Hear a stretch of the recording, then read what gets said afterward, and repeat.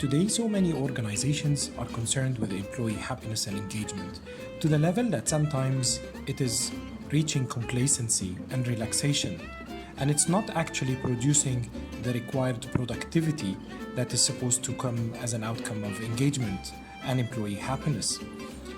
The target of employee happiness and productivity should always be performance. It should lead to higher performance, it should lead to milestones achievement, it should lead to team harmony, it should lead to organizations operating as a symphony, as an orchestra, and producing higher outcomes for the organization. The biggest issue of employees' happiness and productivity is that organizations and officers operating at that level don't recognize that there is a very big difference between the mind and the brain, between the mental status and the emotional status of employees, which we are going to handle and describe during this series of 6 episodes. Welcome to the first episode of the Engagement and Happiness series that we are going to talk about over the coming 6 episodes on how to create a work environment that has high engagement, employee engagement, and high employee happiness. Now, this model has been developed during my doctorate studies at the Robert Gordon University at the Aberdeen Business School in Scotland in UK, and has been published in several books and articles across the internet. The model has dealt with engagement in details, because when we look at engagement and happiness at the workplace, so many organizations today are focusing on happiness as a model, trying to create a smile on people's face. And happiness can sometimes be perceived as complacency, and this thin line between happiness and engagement is what we are going to talk about, and how can we reach a happy working environment that provides you with positivity and reflects on work productivity. So this model,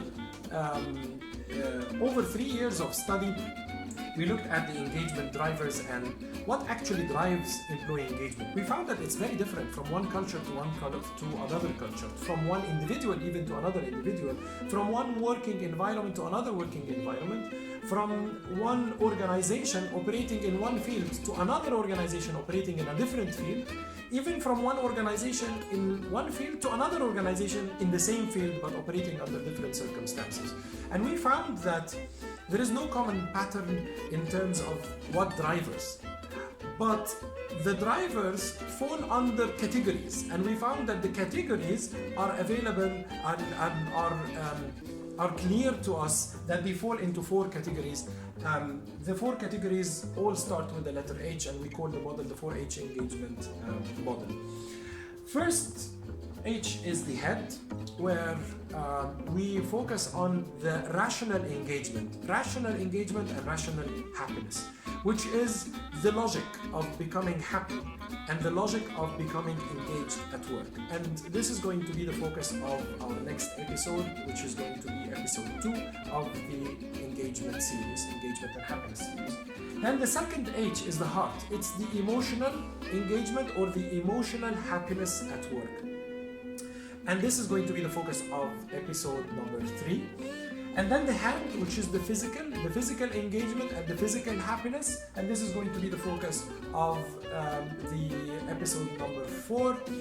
And then hope, which is the visionary happiness or the visionary engagement, which is how do I see myself in the future with the organization. And this is going to be the focus of episode number 5. Then in episode number 6, we are going to also mention practical tips on how to apply this model in practice.